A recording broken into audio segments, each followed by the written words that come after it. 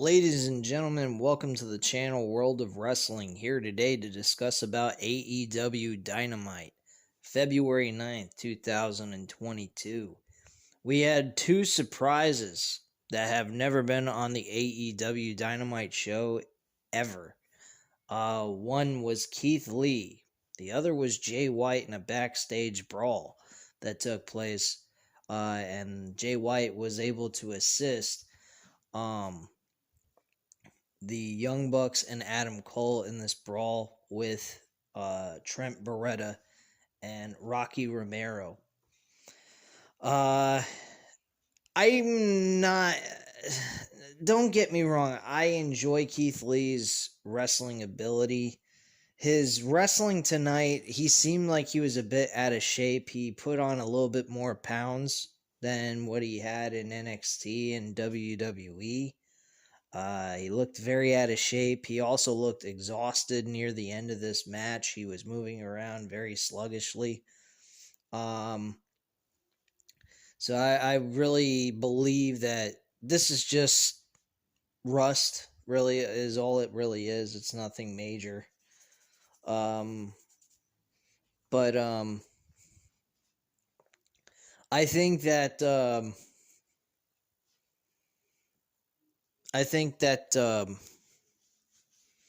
Keith Lee did have a decent showing. And my computer's acting funny. I don't know why, but whatever.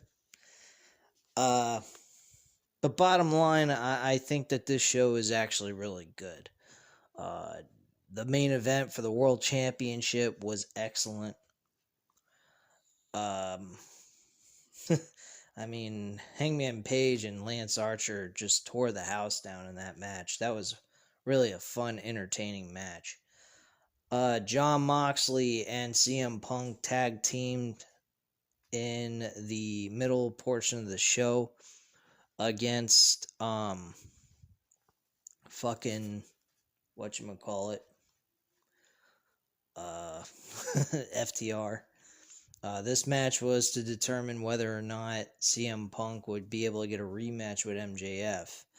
Now, I'm not really for the rematch between MJF and CM Punk unless CM Punk is going to be taking another loss. I mean, I don't particularly like the idea of CM Punk taking another loss. I think he needs to move on and do something else. And find another opponent. But the ending of that match was not exactly the way I would imagine. And especially with it not being, a pay-per-view type quality ending. The match itself was excellent. But overall, the ending was not all that great either.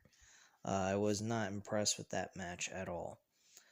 With the ending, that is. The whole beginning, middle, and most of the end, I was extremely ecstatic with. It was just the way they executed the ending. But you guys already know that based on the last review I did. See here. Yeah, so CM Punk was initially told, MJF came out, he kickstarted the show. He was really interested in doing a celebration of defeating CM Punk in their match last week. And on top of that, MJF did not give the proper respect towards Wardlow. He did not thank Wardlow for helping him win this match. Instead, he had thanked Sean Spears in this situation. They also mentioned on the show that MJF has a t-shirt that says, "I'm better than best in the world and you know it." If that is true, I may definitely look into that and possibly buy that shirt. I love MJF. I think his character is absolutely entertaining as hell, playing a heel. He came out in the beginning portion of this segment being carried out like he's a Egyptian king or some ruler of Egypt. I thought that was very funny. He's sitting there waving at all the people in the crowd and smiling, just having a fucking blast. I'm just like, damn, this guy must be having a great time making fools out of these people in the audience. I know I would. I'd have a freaking. I'd have fun with it. I mean, that's really what it's supposed to be. It's not supposed to be taken literally. It's not supposed to be taken seriously. Anyone that takes the shit seriously or to heart is an idiot. The fans started chanting to shut the fuck up towards MJF during this promo. I thought that was highly entertaining. So yeah, that was pretty funny. And you know, things went from one thing to the next. MJF pretty much explained, you know, I feel that I am the best in the world. I'm better than CM Punk. He knows it, and yada yada yada. CM Punk finally shows up, and he says, "I want a rematch." And MJF was like, I ain't giving you no rematch. I beat you. What the hell more do you want me to do? I've already beaten you. I've earned my shot at the World Championship. He also mentions Adam Cole in his promo, by the way. He says, I'm better than Adam Cole. I'm number one contender. We got a major issue. And later on in the main event, after Hangman Page won his match, Adam Cole came down to the ring and gave Hangman Page's world championship as to say, I'm the one next for your title. This is going to get interesting. I mean, but MJF is already in the middle of a storyline with CM Punk, so this might drag him away from this whole situation for the world title for right now. But yeah, CM Punk came out. He said, look, I want a rematch. MJF was avoiding it. And he says, you know something? I got a couple of friends backstage that would love to help me beat the shit out of you guys. And out came Sting and Darby Allin with baseball bats, and they handed him a baseball bat. He said, I want a rematch. And no, I don't want a rematch against you, MJF. I want a rematch against Wardlow. I'm like, wait, what? And he said, Wardlow, he says to Wardlow, look, man, if you got one of two choices. You give me a rematch with you, or you can end up being like the rest of these idiots, and I'll beat you to a bloody pulp with a fucking baseball bat. He basically was encouraging Wardlow to get the fuck away from Pinnacle at this point. They are no use to him, and they treat him with total disrespect. So CM Punk is really getting to the point where he's trying to get in Wardlow's head and convince him to get the hell away from Pinnacle at this point and have some, and just be his own man at this point. That's pretty much where they were going with this. From there, we had, let me think here.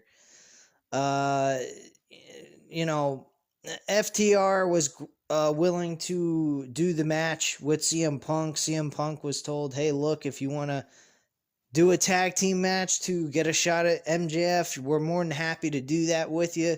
But there's one small problem. Who's going to tag team with you? Well, Jon Moxley later on in the show was that person team with CM Punk. So everything worked out for him. And that is that. Let's see here. All right, so the next match on the card was actually Wardlow and The Blade in a one-on-one match. This was immediately following the situation that took place with CM Punk and MJF. So overall, in that case, Wardlow ended up kicking some ass. He took Blade to school and basically squashed him in this match with no problem. After the match was over, Wardlow went ahead and celebrated in the middle of the ring. He climbed on the top rope and started flexing his muscles and shit, and Shawn Spears came out of nowhere and hit him with the steel chair multiple times. Wardlow felt a little upset. He felt like the spotlight was kind of being taken away from him. He felt kind of pissed off about that, and he didn't really appreciate that all that much. Next thing that took place on this show after the Wardlow Blade match, we had the Inner Circle have their meeting. And this was actually kind of sad to watch. I was a little upset with all this. And particularly like seeing the Inner Circle break up the way they were. Because I'm a huge Inner Circle guy. I really love this faction. They were the first faction that ever was developed in AEW. And I think this faction was excellent from the inception. This whole storyline, though, is kind of iffy for me. I mean, if you wanted to direct back to when they first started, and, kind of like when he was the heel near January of 2020 or mid portion of 2020 or so, and you wanted to say that Jericho was using the Inner Circle to help himself get over in certain matches and stuff like that, I would definitely agree with them doing that then. But at this point, they're all on their own. Nobody's really holding anyone down. This whole storyline makes absolutely no sense to me. Outside of Eddie Kingston kind of shooting his mouth off and whispering in their ear about how Jericho's keeping them down, which is entirely wrong. It's totally false. I honestly don't like this. If they were together on a consistent basis on TV, and we saw them together, and Jericho was constantly having them involved in his battles and stuff like that, I could understand that. But that is not the case in this situation. We're not really getting that kind of thing going on here. We got more like, everybody's off doing their own thing, and they're considered to be a faction, but yet they're doing their own singles situation. I mean, Jake Hager hasn't shown up on TV in weeks. Finally showed up during this meeting situation. Outside of that, we haven't seen from Jake Hager at all on this show. And finally, he's getting a match because at the end of all this bickering back and forth, we get an announcement that Santana and Ortiz want to go up against Jericho and Hager in a fight instead of bitching and complaining, which was the end result of this whole promo. One of the things that was mentioned in this promo is that Jericho maybe felt that maybe he made the wrong decision. Maybe he should have went for the other members of the LAX, which really pissed them off. And then he went to Jake Hager and he said, "Hey, Jake Hager, do you happen to have Homicide and Hernandez's number?" And I'm like, "What?" And Santana grabbed him by the neck collar and he almost was going to strangle him, as like that was an insult to him and whatnot. And so Hernandez and Homicide, and but anyway, this led to one thing to another. Sammy Guevara wanted to intervene. He cared about the Inner Circle. He doesn't want to see it break up. Jericho basically told Sammy Guevara to shut up. At this point, this got Sammy really pissed off. He's like, "All right, look, I really care about you guys. You guys are like family to me. That's what we were all about when we first got together. Inner Circle for life type of mentality. And now this shit is really getting out of hand again." He said, "I quit once before, and guess what?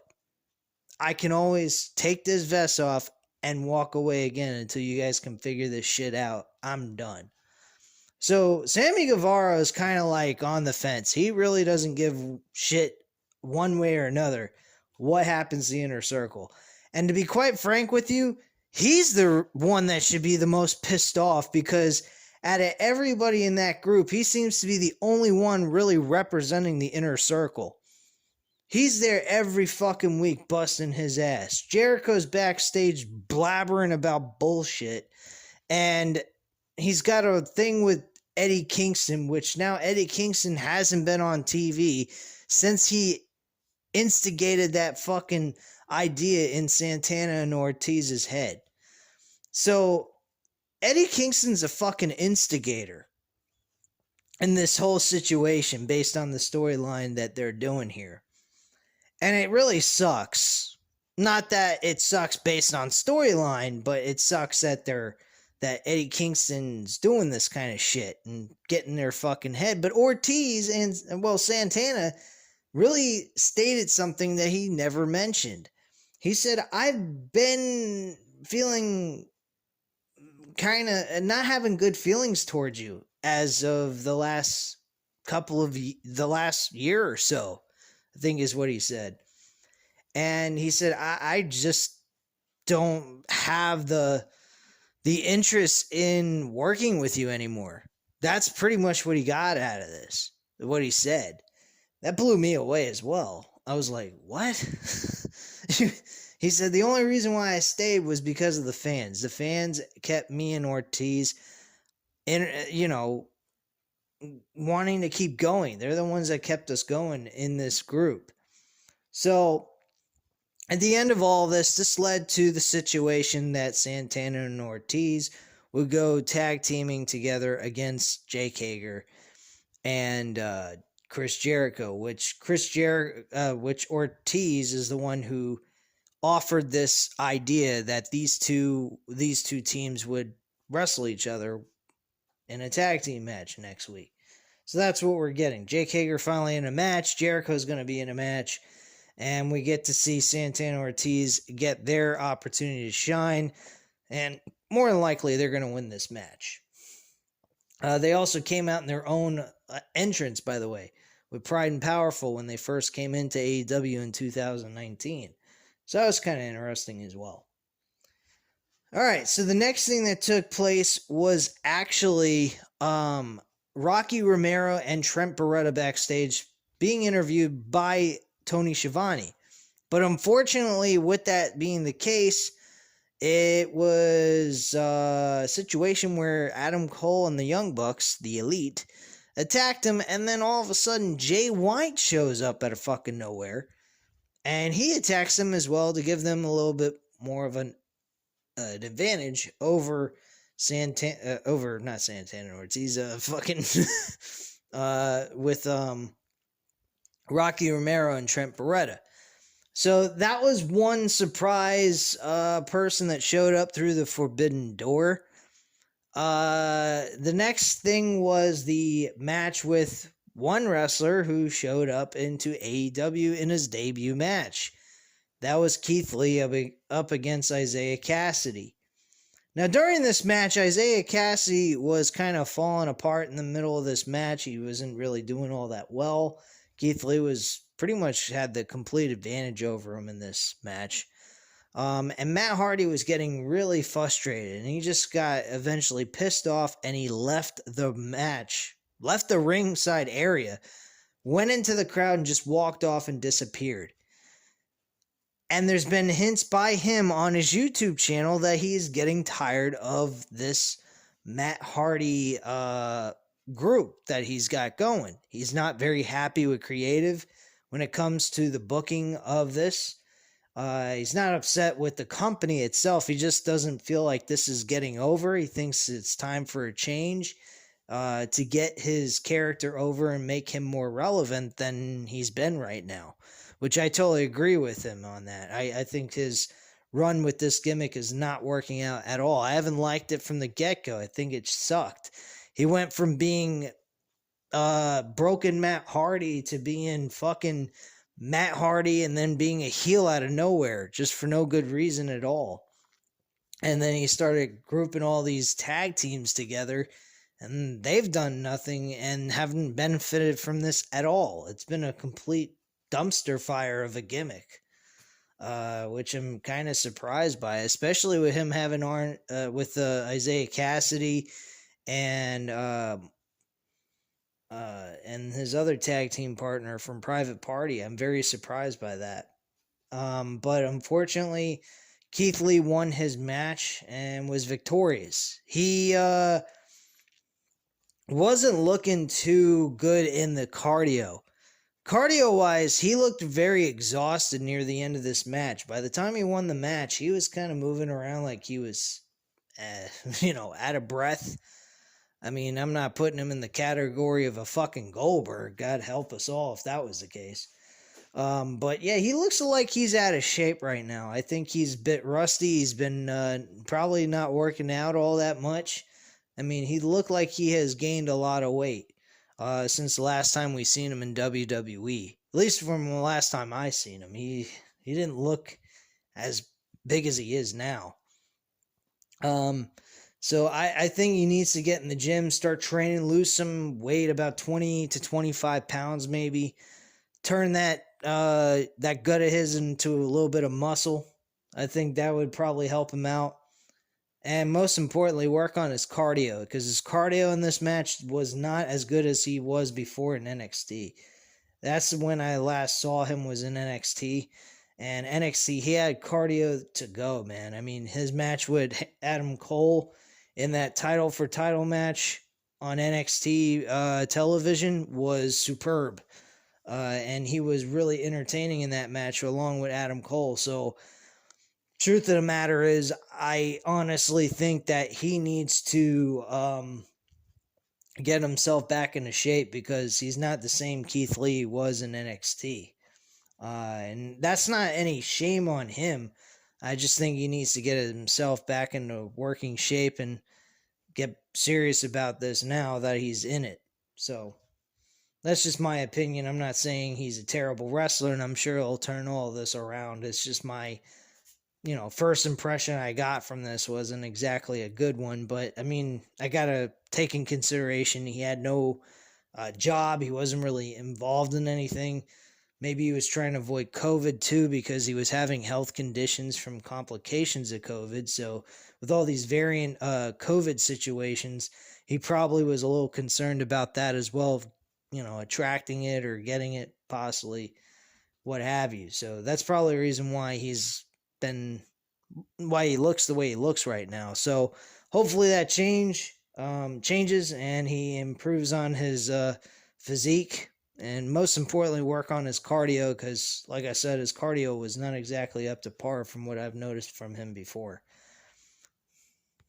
So the next match on this card was Jon Moxley and CM Punk teaming together against the FTR team of Pinnacle. And FTR happened to be very close to winning this match. I really thought this was going to be a 10-minute match where finally Jon Moxley and CM Punk put them away. But fortunate enough for them, they were made to look really good in this match. And they won it. Jon Moxley and CM Punk won this match, but FTR looked good in defeat. Fortunate enough for them. So they walked away the winners, but man, did FTR give them a run for their money in this match. This was the second best match on the entire card. This was a really entertaining match. A lot of fun to watch. Backstage, MJF was really pissed off. He threw his drink on the ground, and he was just having a fucking hissy fit. He was really pissed off. The next match on the card was actually the TBS World Championship. This was with Jade Cargill defending the title against AQA. Now, AQA I'm not very familiar with. I've never heard of her, actually, to be quite honest with you guys. And she was challenging for the TBS title. She had a very nice appearance in this match. She did very well for what it was. Jade Cargill, again, I will mention to you guys, I don't know if you guys have been following me on my opinion about Jade Cargill. But I will mention it again. I'm not impressed with Jade Cargill at all. I don't think that she's an impressive performer. She has an amazing, physique. She can do some pretty darn good powerhouse moves, but she's not exactly what you would call a catch cam wrestler. I'm not impressed the way this woman performs. I think that she is. I can't believe she was even named the Rookie of the Year, to be quite frank with you, because she didn't impress me at all. She had that one match she had with Red Velvet and Brandy Rhodes, and that tag team match she did. But other than that, I wasn't impressed with this at all, with her personally. I think that Jade Cargill has got a long way to go before she can be, in my eyes, an all-rounded professional wrestler on this show. There are so many women on this card or in this roster that has performed at a very high level and have done some really amazing things. So, bottom line, I feel that she's got to work a little harder, get better with her wrestling ability.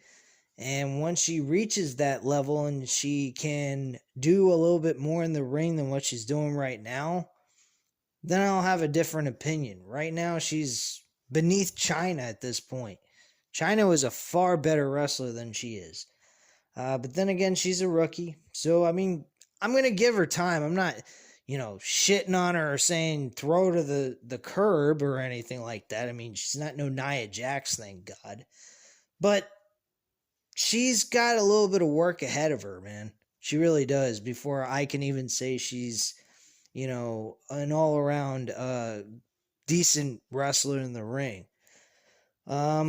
But yeah, that was pretty much it. Jade Cargill wins this match.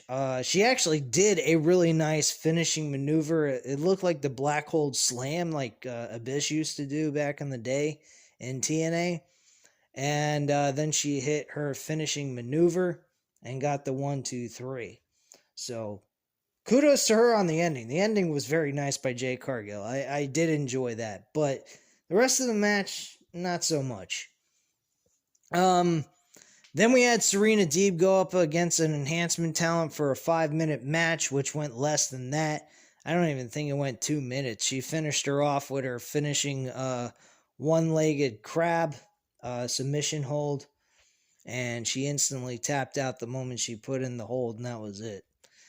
Then the main event. This match, folks, was superb. Excellent main event. Lance Archer, unfortunately, loses again. This man has been in every championship match he has ever been in. He has lost. He can't even win a TNT championship, let alone a world title.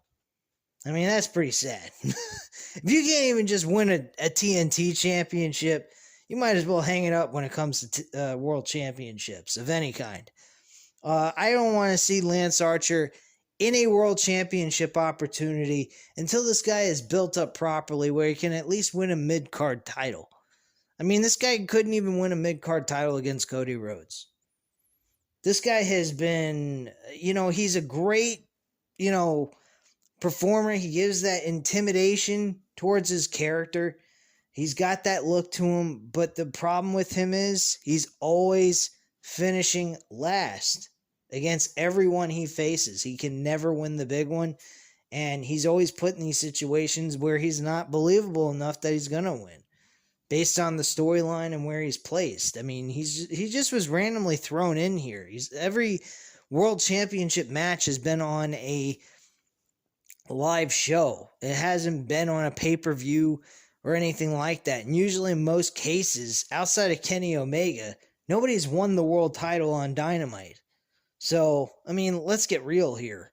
This guy was put in a situation to lose, and that's exactly what he did. The ropes were removed. The top rope was removed, actually, I should say. And that was done by Dan Lambert. This was a very intelligent move. I loved the idea and planning behind this. Being the case that Hangman Page does the buckshot lariat, and he has to use the top rope to be able to perform this move. They remove that top rope. At the end of this thing, Hangman Page managed to do a buckshot lariat anyway with the use of the referee's back. The ref was trying to go ahead and move some stuff out of the way in the middle of the ring, and he was bent over. So what Hangman Page does is he uses his back to do the flip and then pushes himself forward to do a clothesline and knocks himself and Lance Archer off the apron and onto the floor through the two tables that were positioned on the outside of the ring in the beginning portion of this match. They were both a bloody mess. Hangman Page got chokeslammed and slam dunked through a fucking garbage can, which I thought was brutal as fucking hell. And then the rest was history. I mean, like I said, the ending was a buckshot lariat with the use of the referee's back and a clothesline off the apron through the table set on the outside. The rest of it was just a lot of, brutality. These guys were beating the shit out of each other. The match itself did not even get both of them to have their entrance. So Justin Roberts never did the official announcements of the opponents in the match. And I mean, this was really an entertaining matchup. The show itself was okay. The World Championship match was excellent. I mean, if they decided they wanted to use this as the match for Hangman Page to defend the title on, pay-per-view, I would have been okay with this, actually.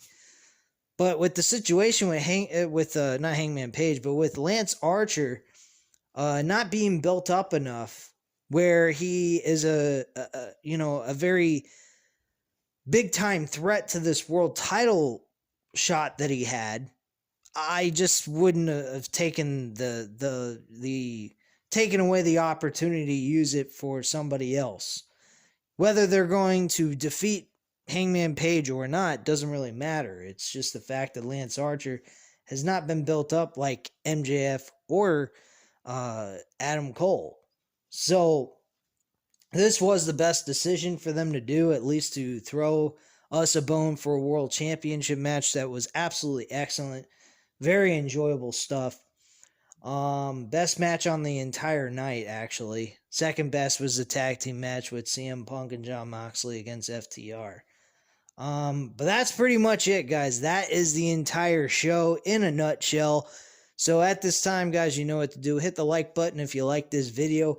Hit the subscribe button if you're not already subscribed to the channel. Leave a comment down below. I'll definitely get back to you on that. And I thank you guys very much for watching. Have a great night, guys. Bye.